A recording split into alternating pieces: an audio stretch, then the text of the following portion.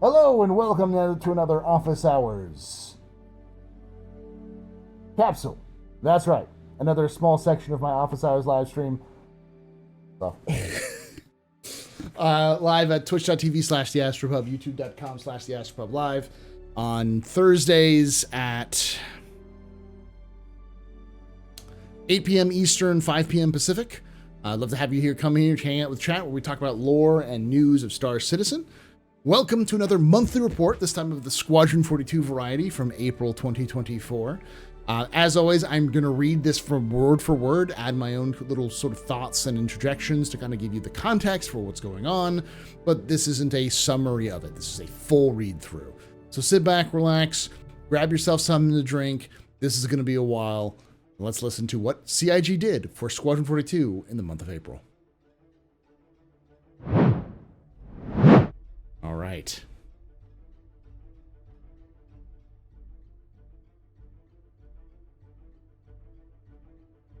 AI content. April saw the AI content team enhancing dialogue experience, introducing 4 dynamic conversations into Chapter 1 to showcase chapter-specific content more efficiently. They also addressed a critical issue where players could observe NPCs despawning after following them. NPCs now engage with the environment meaningfully until the player exits the area. The team then implemented input variables to enhance flexibility in player AI interactions, allowing for tailored reactions,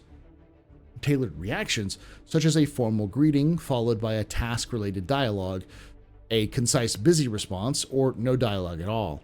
This expanded functionality proved invaluable for addressing the campaign's diverse narrative scenarios. Overall, NPC behaviors were refined too, with the team resolving a bug causing NPC guard to gradually shift leftwards each time they saluted the player. This was caused by a locator malfunction. That would have been a fun bug to find. Why does he keep moving left? He's just moving. He's now just stuck against the wall over there every time he salutes.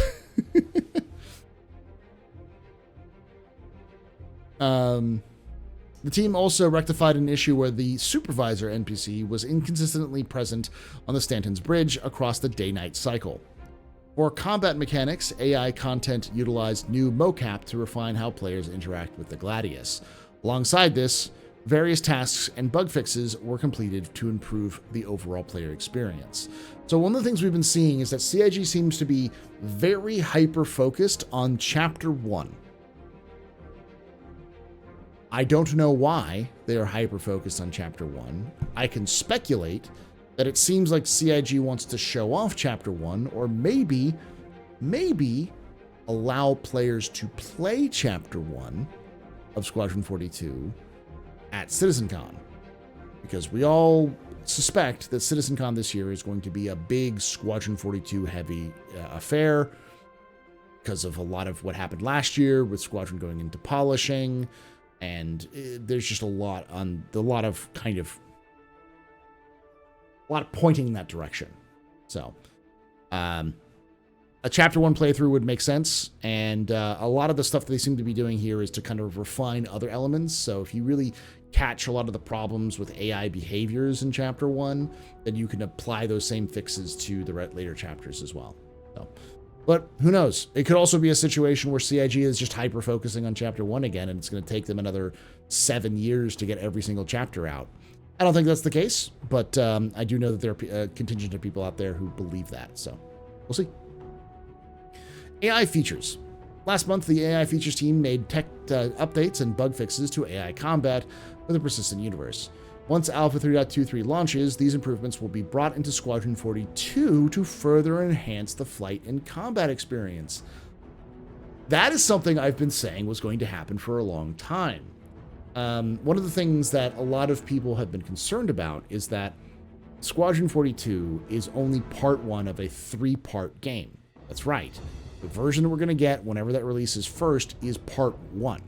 There are 2 other parts which have been written and possibly mocapped already, and kind of they have a narrative arc that they're going to be sweeping through. It was originally supposed to be 1 game that got broken up to 3. That 3-game arc is still, as far as we know, still coming. And a lot of people were concerned that once Squadron 42 was finished, then that team was just going to roll directly into Squadron 42 Part 2, and none of the teams would be moved back to Star Citizen. So far, we know that's not the case. There are plenty of teams that are moving back to Star Citizen because you don't need to rebuild the UI again. And one of the big things I speculated was that we were going to... what's going to happen is that Star Citizen would become the tech builder, where as Star Citizen advanced, all the tech that was built in and tested with Star Citizen would start to be ported back to Squadron, so that Squadron 42 Part 2 would be using Star Citizen as its kind of playtesting base before it went into development. So, interesting to see that. I think that's the kind of what they're shooting at right now. Because for those who don't know, Squadron 42 and Star Citizen are basically the same game. They're not only built on the same engine, they use the same everything. There's just slight changes, like there's no cutscenes as far as we know in Star Citizen, whereas there is in Squadron. So, AI tech. AI tech began supporting usables reacting to Maelstrom physics. As part of this, the usable will react to the destroyed object and enable or disable specific functionalities. For example, if an engineer inspects a broken wing of a Gladius, they'll notice the damage and perform an appropriate interaction. For cover, the system will react to the object's destruction and notify NPCs that might already be using the cover. Okay, so like they'll move away from breakable cover and that kind of stuff. That was, I think, in the Star Citizen stuff as well.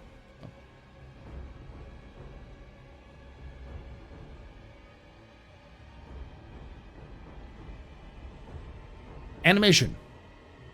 The animation team worked on numerous space-centered movements throughout April, including zero-G and prone movement in gravity. They also worked on first-person animations for turrets, interacting with fire extinguishers, med pens, and more. The team has then continued working on player weapon reloading and malfunctions, as well as burning down AI combat animations. That's a funny term for it, but yeah, burning down. Including reloads and hit reactions. Hit reactions were also shot. The puns, they just keep coming.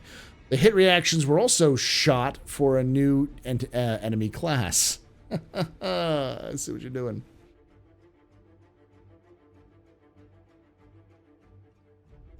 The team is currently closing out several background and life elements across various locations, such as the Idris. They also supported cinematics with mocap shoots for the opening of the campaign. Facial animation teams continue to develop assets for cast characters and player. On the mocap side, the team supported mocap sessions needed to complete specific levels. Gameplay story. April saw gameplay story team focusing on Chapter 1. That's really focusing on Chapter 1. As part of this, they continued bug fixing and polishing with their involvement on the chapter with the chapter tapering off as it nears completion. So Chapter 1 sounds like it's done. In addition to this, the team continued to implement and improve scenes across other chapters, with April's work mostly dealing with Chapter 5. That did seem to be the case, was that as they were finishing up Chapter 1, they were moving on to Chapter 3, 4, and 5, or 2, 3, 4, and 5, with more of an emphasis on 5. It's my belief that Squadron 42 is going to have arcs, in the same way that, you know, my fellow weebs out there will understand what an arc is, but narrative arc, where you're going to have a certain section of the story that takes place in one location, covers similar themes, then when that closes out, you move on to another arc, because it's kind of sporadic. It's not like a clear linear line. There may be jumps in time from days to weeks to months to years. We don't know off the part. So,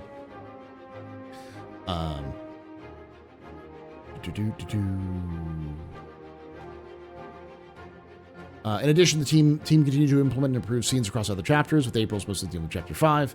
For example, they overhauled a scene within an elevator with new mocap and encouragement lines. It was great to see all these elements working together with great timing in gameplay story team. Also for Chapter 5, a scene on a tram platform received new mocap to improve how a key character reacts to the player.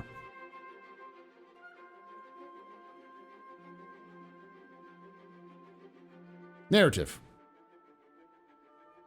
Throughout April, narrative progressed with tasks started in previous months alongside re-examining remaining work to make sure that everything is covered and tracked.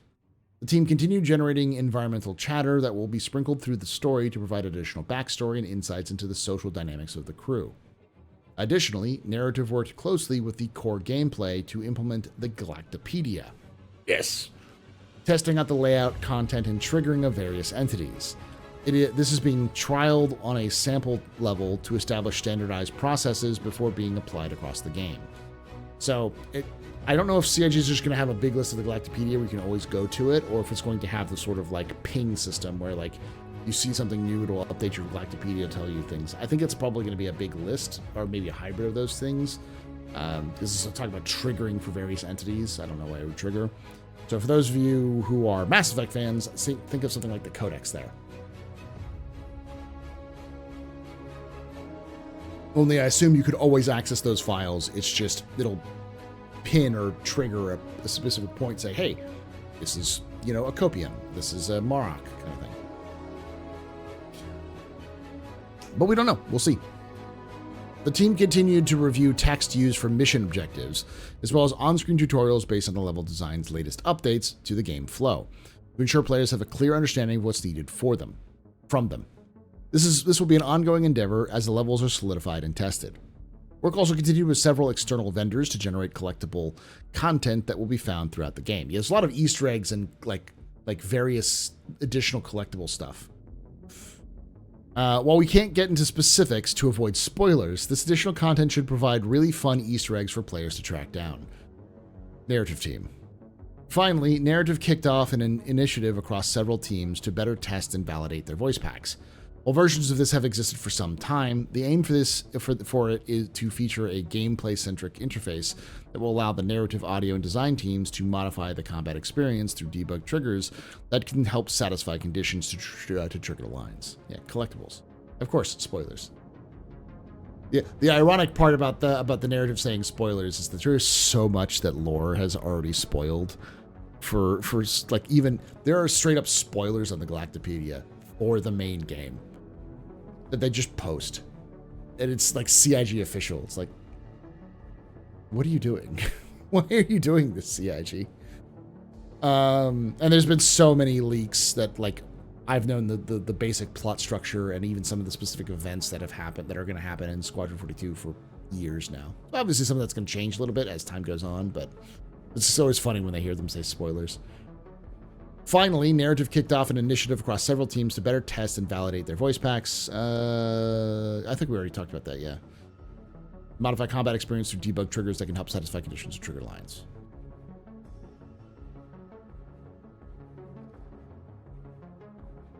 Tech animation. The tech animation team continued to generate and implement new head assets for the DNA gene pool. They're not far from completed the initiative of 80 heads. Many devs are currently dealing with the complications of players and NPC putting on and taking off clothes live in the engine. My stars. We're getting naked. CIG's animation team is having trouble with NPCs getting nudie. This has been an ongoing for some time, and with the addition of animation resources into the mix, we are seeing great headway in both generating the assets for the animation and generating usable pipelines to expedite the entire process for everyone involved. I guess it's like to actually like put like showing an animation of you putting on your suits and stuff like that. Additionally, the team are intrinsic in the creation and implementation of new creatures for both PU and Squadron 42. They're also involved in work towards consumables and the setup of foodstuffs, with the team aiming to guide this initiative and promote time-saving workflows. Tech design. Last month, Tech Design began moving recent ship AI changes from the PU into Squadron 42. They also set up new ammo crate entities, provided miscellaneous tech support, and fixed several bugs. UI. In April, the UI team focused on the opening level of the game, creating several motion graphic videos of boot up sequences for when the player uses tech for the first time. They also used to work out the timings of animated sequences, so once they're signed off, they can easily be recreated in engine. The team also worked on the UI for one of the alien races. VFX. Last month, the VFX team worked on a holographic shader improvements, including extending the feature set so that it can be more widely used by the art and design teams. As usual, general support for the art, cinematics, and design continued, including positive steps for destruction workflows.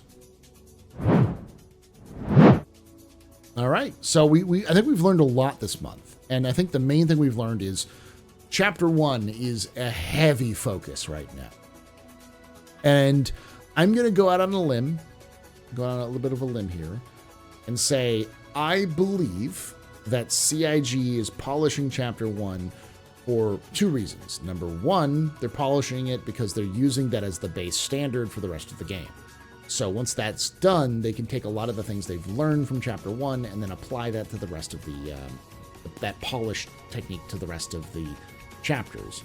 And for those who are unfamiliar, Star Citizen has something like 24 chapters.